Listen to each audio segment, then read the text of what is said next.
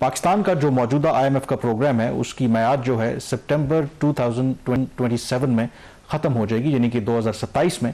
और अभी से ये डिस्कशंस हो रही हैं पाकिस्तान की जो सिविल और अस्करी क़यादत है कि पाकिस्तान किस तरीके से कुछ ऐसे इकदाम करे कि ये आखिरी प्रोग्राम हो और पाकिस्तान को मुस्तकबिल में IMF के पास जाना ना पड़े। अब ये कोई पहला मौका नहीं है कि पाकिस्तान में जो भी हुकूमत आई है कि वो इस तरह की ख्वाहिश का इजहार किया है। माजी में भी जब जब हम IMF के प्रोग्राम में गए तो माजी की हुकूमतें ये दावा करती रहीं कि ये आखिरी प्रोग्राम है, लेकिन हमने देखा कि जैसे ही प्रोग्राम ख़त्म होता था तो अगले प्रोग्राम के लिए फिर नेगोशिएशंस जो हैं वो IMF के साथ शुरू हो जाती थी। और सबसे इंपॉर्टेंट बात उसमें शहबाज यही है कि हम IMF के प्रोग्राम में इसलिए जाते हैं, एक तो जो हमारा ट्रू पोटेंशियल है हमारे मईशत का, उससे हमने फ़ायदा नहीं उठाया। दूसरा, हमारे पास जो ज़र मुबादला के ज़खायर हैं वो काफ़ी नहीं होते कि हम अपनी जो इम्पोर्ट बिल है वो भर सकें, और फिर मजबूरन हमें इंटरनेशनल फाइनेंशियल इंस्टीट्यूशंस के पास जाना पड़ता है।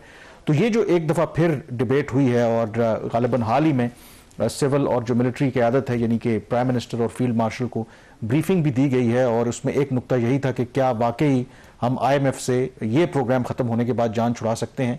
तो हर कोई ख्वाहिश तो बड़ी अच्छी है, बट क्या कोई इसके वर्केबल सोल्यूशन हैं भी, क्या उसके ऊपर भी बात हो रही है। और सबसे अहम बात कि ये अब अचानक से इस पे क्यों डिबेट हो रही है, डिस्कशन हो रही है कि IMF से जान छुड़ाएं हम। कामरान, ये जो इस हफ्ते कुछ अहम इजलास हुए हैं उसको आप इसी कॉन्टेक्स्ट में देखें। जो पिछले चंद हफ्तों से बात हो रही थी, ख़ास तौर पर जब नेशनल कोऑर्डिनेटर SIFC के हैं लेफ्टिनेंट जनरल सरफराज अहमद, उनका जब बयान आया है कि ये हमारा जो ग्रोथ मॉडल है ही कोई नहीं, गैर मुल्की सरमायाकारी पाकिस्तान आ नहीं रही, हम सरमायाकारी लेने जाते हैं तो आगे से वो जो कंजम्पशन लेड सेक्टर्स होते हैं जहाँ पे कंजम्पशन होती है उसमें वो सरमायाकारी की लोग बात कर रहे हैं। वो जहाँ पे हमें एक्सपोर्ट्स बढ़ानी है उस सेक्टर्स में वो सरमायाकारी नहीं करना चाह रहे। फिर इसी तरीके से फ्रस्ट्रेशन जो थी वो governor state bank of Pakistan ने भी एक्सप्रेस की। लेकिन जो वजारत ख़जाना से स्टेटमेंट्स आती रही और आज भी आप इन दिनों में भी स्टेटमेंट्स आ रहे हैं उसमें तो वो सब हरा हरा और सब अच्छा दिखा रहे हैं। तो ये कॉन्ट्राडिक्शन थी। फिर उसके बाद आपको पता है जो सबसे अहम बात ये हुई कि पाकिस्तान जब सऊदी अरब गया अभी ये रिसेंटली सऊदी इन्वेस्टमेंट लेने के लिए, तो वहाँ पे भी ये इशू हुआ कि पाकिस्तान की जो इकोनॉमिक स्ट्रक्चर है वो क्या है और क्या इस स्ट्रक्चर के अंदर मजीद कोई इन्वेस्टमेंट हो भी सकती है या पहले स्ट्रक्चर को ठीक करना है। तो इस बैकग्राउंड के साथ जो फिर सवालात खड़े हुए, फिर उसके जो जवाबात थे वो कुछ ऐसे थे वो IMF के प्रोग्राम में रहते हुए तो नहीं हो सकते थे। अब हुकूमत की मजबूरी ये है कि वो प्रोग्राम को सस्पेंड नहीं करवा सकती। प्रोग्राम सस्पेंड हो गए तो इनके और मसले शुरू हो जाएंगे। तो अब इनकी ख्वाहिश है कि अगले 2 साल में ऐसे कुछ इकदाम किए जाएं कि जिससे पाकिस्तान की जो इकॉनमी है वो सस्टेनेबल फुटिंग के ऊपर आ जाए। तो इस वक्त जो सूरत हाल है और इसको अब 2 साल का इनका जो प्लान है वो क्या सितंबर 2027 में पाकिस्तान की जो इकॉनमी है स्टेज के ऊपर चली जाएगी कि जैसे प्रोग्राम ख़त्म हुआ सब ठीक हो जाएगा और हम फ़ौरन जो हम भागना शुरू कर देंगे, तरक्की की जो रफ्तार है वो भी तेज़ होगी। इस वक्त अगर आप सूरत हाल देखें कामरान, जो पाकिस्तान की पिछले 25 साल की एवरेज ग्रोथ रेट है वो 4% भी नहीं है और ऑन एवरेज को 3.5% सालाना पाकिस्तान की तरक्की की जो है वो शरह थी। इसके मुकाबले में खत्ते के जो ममालिक हैं वहाँ पर 6% ग्रोथ पाकिस्तान के अंदर। इनफैक्ट जो वर्ल्ड बैंक की रिपोर्ट आई है, अफगानिस्तान की जो इकोनॉमिक ग्रोथ है despite all the problems sanctions वो हमारे से बेहतर है, हमसे बेहतर है। फिर दूसरी बात यह है कि महंगाई, बेरोजगारी बहुत ज़्यादा है। 2020-21 में 47 लाख अफराद बेरोजगार समझे जाते थे। याद रहिए वो 47 लाख हैं या अभी जो 60 लाख नंबर हो गया है, जिसमें उन लोगों को भी शामिल किया गया है जो घर के अंदर पानी लेके आ रहे हैं, जिन्होंने घर में मुर्गियां और चूजे पाले हुए हैं उनको भी शामिल कर लें, और जो बगैर पैसे के भी अपने फैमिली बिजनेस में कंट्रीब्यूट कर रहे हैं बगैर पैसे लिए हुए, बगैर तनख्वाह लिए हुए, उनको भी इन्होंने एम्प्लॉयड कंसिडर किया हुआ। तो अनएम्प्लॉयमेंट जो रेट है पाकिस्तान की तारीख का 21 साल तारीख का हाईएस्ट है। ये इस बैकग्राउंड के साथ जब ये इजलास शुरू हुए तो काफ़ी मैराथन जो मीटिंग्स हुई, चूंकि ये बहुत ज़्यादा क्लोज डोर मीटिंग्स होती है, उनकी अपनी सेंसिटिविटीज़ भी होती हैं, तो हम बहुत ज़्यादा तो इसके ऊपर खुल के बात नहीं कर सकते। बट जो चीज़ वहाँ से सामने है उसमें कोई ऐसा कोई सेटिस्फैक्ट्री जो है आंसर नहीं था।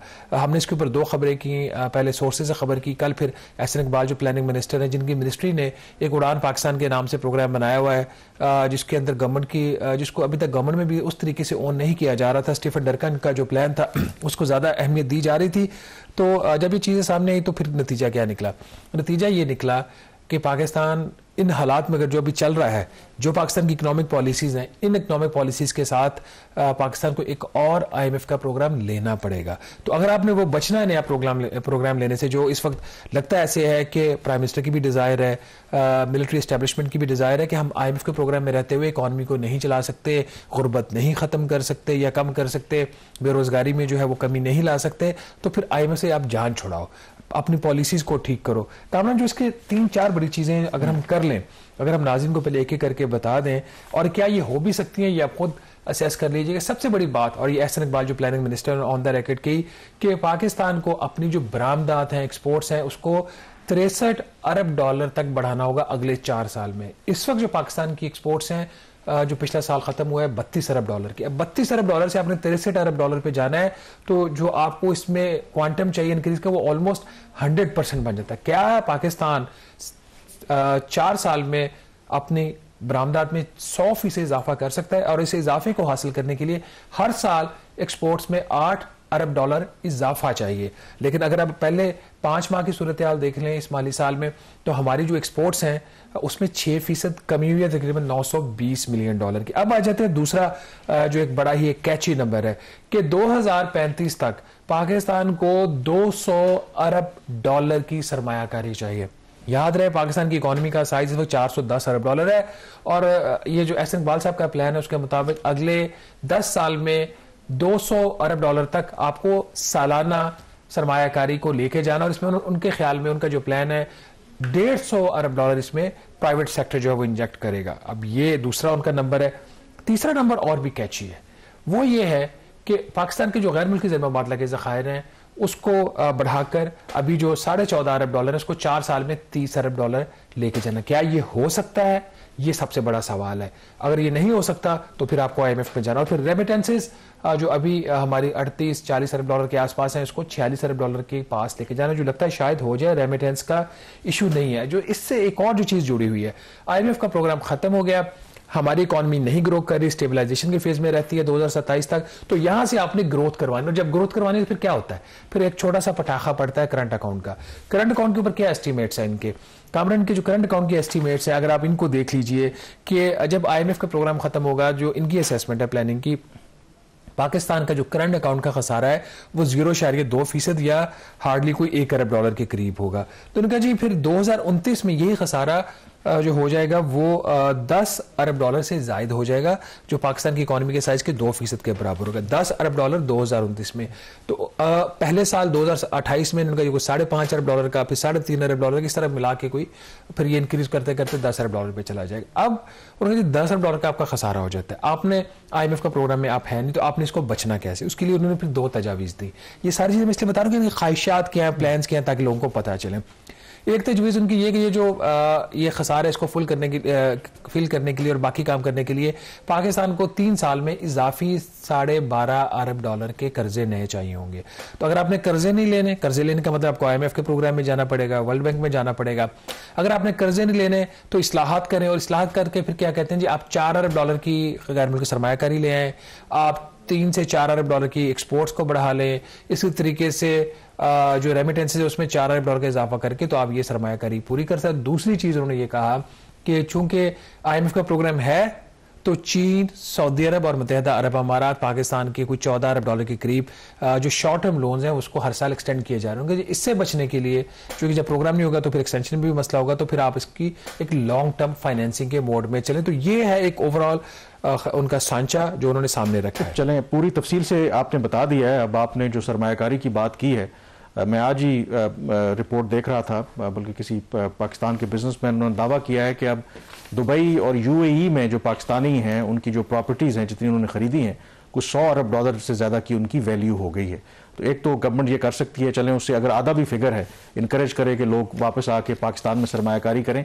और वो क्यों सरमायाकारी करेंगे कि वाकई उनको बेहतर रिटर्न मिलेंगे। दुबई में इसीलिए लोग जाके कर रहे हैं, उनकी सरमायाकारी जो है वहाँ पर महफूज है। दूसरा, आई थिंक जो आपने ये जो हार्ड कोर जो ऑपरेशनल चीज़ें हैं उनका तो जिक्र किया, लेकिन जब इकोनॉमी की आप बात करते हैं उसमें बहुत से बाकी फैक्टर्स भी होते हैं जिनको आप सामने रखना होता है। उसमें पॉलिटिकल स्टेबिलिटी है, उसमें आपकी सिक्योरिटी की सिचुएशन है, और फिर इमीडिएटली आपके रीजन में इस वक्त अगर आप देखें, आपका ईस्टर्न फ्रंट, आपका वेस्टर्न फ्रंट, इंडिया के साथ भी ताल्लुकात आपके ख़राब हैं, अफगानिस्तान के साथ ताल्लुकात की नौयत आपको पता है, ईरान ताल्लुकात बेहतर तो ज़रूर हैं लेकिन उसके ऊपर जो सैंक्शंस हैं उसकी वजह से आप ट्रूली उसको रियलाइज नहीं कर सकते, पीछे चीन रह जाता है, और चीन ज़ाहिर है कि दुनिया की दूसरी बड़ी मईशत है। तो जब तक मेरे ख्याल में जो हम इतना एक ख्वाहिशात अपनी जगह के ऊपर अरबों डॉलर की सरमायाकारी, एक्सपोर्ट्स को बढ़ाना, इन फैक्टर्स को इग्नोर किए ये चीज़ें हो नहीं सकती, और क्या ये ओवरनाइट चीज़ें तब्दील हो जाएंगी, that remains to be seen. तो कुछ ख्वाहिशात अपनी जगह पे हार्ड कोर रियलिटीज है, उनको आप नजरअंदाज नहीं कर सकते। कामरान, यही बात है ना, और यही चीज़ जो थी वो मुख्तलिफ अल्फाज में इन मीटिंग्स के अंदर डिस्कस हुई है कि आपकी जो ये प्लान है ये रिलायबल किस हद तक है, क्या इन प्लान्स के ऊपर रिलाई करते हुए पाकिस्तान IMF से जान छुड़ा सकता है या नहीं छुड़ा सकता, फिर स्ट्रेटजी क्या है इन प्लान्स को अचीव करने के लिए, चूंकि ऐसा अभी तक कोई स्ट्रेटेजाइज तो किया नहीं है। तो वज़ीर-ए-आज़म साहब ने हिदायत की कि आप इसकी एक स्ट्रेटजी बनाएं, जो इन्होंने सबमिट किया प्राइम मिनिस्टर को। इन्होंने 3 फेजेस दिए हैं इनको इंप्लीमेंट करने के लिए। उन्होंने कहा जी पहली फेज चूंकि इस वक्त IMF के प्रोग्राम में है, आप कुछ कर नहीं सकते, तो 2026 से लेके 2027 के एंड तक आप 2 साल को में सिर्फ इस्लाहात करें, और 12 बड़े जो सेक्टर्स हैं, शोबे हैं, उनके अंदर आपको इस्लाहात करें। वो सारे नॉन एरियाज हैं, एनर्जी है, फिस्कल है, टैक्सेशन है, अखराजात है, नेशनल फाइनेंस कमीशन है, और वही मसले जो पाकिस्तान की इकॉनमी के नॉन मसले हैं। उन्होंने कहा जी आप इनको अगले 2 साल में एड्रेस करें, और इसके लिए जो सबसे इंपॉर्टेंट बात उन्होंने ये कहा कि जी इनको एड्रेस करने के लिए होल ऑफ द गवर्नमेंट, अब जब होल ऑफ द गवर्नमेंट जब कहा जाता है इसका क्या मतलब होता है? इसका मतलब ये होता है कि मिलिट्री और सिविलियन गवर्नमेंट दोनों मिलकर काम करेंगी, और सूबे भी इसमें शामिल होंगे। तीनों बड़े स्टेक होल्डर जो हैं सिस्टम के, मिलिट्री, फेडरल गवर्नमेंट और प्रोविंशियल गवर्नमेंट, ये तीनों मिलकर काम करेंगे तो फिर ही, और ये सुई के साथ काम करेंगे तो फिर आप ये जो उनका ख्याल है कि बरामदात आपको जो है वो आपकी बढ़कर वो 63 अरब डॉलर तक हो सकती है। कामरान, सूरत हाल इस वक्त ये है कि पिछले 4 साल में हमने अभी तो 1 साल से आपको स्टेबिलिटी आ रही है ना एक्सचेंज रेट में, आपको पता है कि 185 रुपए से 285 रुपए का डॉलर हो गया, हमारी बरामदात नहीं बढ़ी। हम वही 2 अरब डॉलर, 2.5 अरब डॉलर, 2.2 अरब डॉलर, 2.4 अरब डॉलर महाना एक्सपोर्ट्स के ऊपर बैठे हुए हैं। एक्सपोर्टर्स कहते हैं कि भैया आपने एक्सचेंज रेट में रिजिडिटी ला दिया, आप दरामदात को सस्ता किए जा रहे हैं। हम क्या कह रहे हैं, हमारी जो बाहर वो चीज़ है वो नहीं बिक रही। यहाँ पे लोकल भी सूरत हाल ऐसी हो गई है कि लोग प्रोटेक्शन की तरफ जा रहे हैं। तो ऐसे निज़ाम, एनर्जी प्राइस आपके सामने, टैक्सेस के ऊपर कोई नाम लेने को तैयार नहीं है कि टैक्सेस आपने ठीक करनी है। जो रिकमेंडेशन इस्लाहात जो प्राइम मिनिस्टर का वर्किंग ग्रुप बना था उसकी तरफ से है कि 1000 अरब रुपए की आपको टैक्स में एक रिलीफ देनी है, जनरली देनी है। जनरल सरफराज ने भी यही बात की कि आपको रिलीफ देनी है। तो ये इसमें विश लिस्ट ज्यादा है, और जब नाज़रीन विश लिस्ट ज्यादा होती है तो फिर काम करना काफी मुश्किल हो जाता है। अभी तक लग ऐसे रहा है कि गवर्नमेंट जो है वो साइलोज में काम कर रही है। प्लानिंग कमीशन ने उड़ान पाकिस्तान पे ब्रीफिंग दी, प्राइम मिनिस्टर को कह दिया आप स्ट्रेटजी बना दें। फाइनेंस मिनिस्ट्री में एक सेपरेट एक्सरसाइज शुरू हो चुकी है। एनर्जी मिनिस्ट्री के अपने प्रॉब्लम्स हैं। तो ओवरऑल अगर देखा जाए तो सिस्टम में जो इस वक्त आपको एक मजबूत एक निज़ाम चाहिए गवर्नेंस और इकोनॉमिक रिफॉर्म्स के लिए, वो मिसिंग है आज के दिन तक भी। तो आज के दिन तक जो वज़ीर-ए-आज़म साहब अपनी विक्ट्री भी डिक्लेयर कर चुके हैं कि हमने इकोनॉमी को स्टेबलाइज कर दिया, अब हम ग्रोथ की तरफ जा रहे हैं, अभी तक ये सिर्फ ख्वाब है, और 63 अरब डॉलर भी ख्वाब ही रहेगा जब तक इसमें बुनियादी इस्लाहात नहीं हो जाती। यहाँ पे छोटी सी ब्रेक लेंगे और ब्रेक के बाद वापस आएंगे तो बात करेंगे पाक इंडिया ताल्लुकात की, और यूनाइटेड नेशन ने कहा इंडिया के बारे में। Stay with us.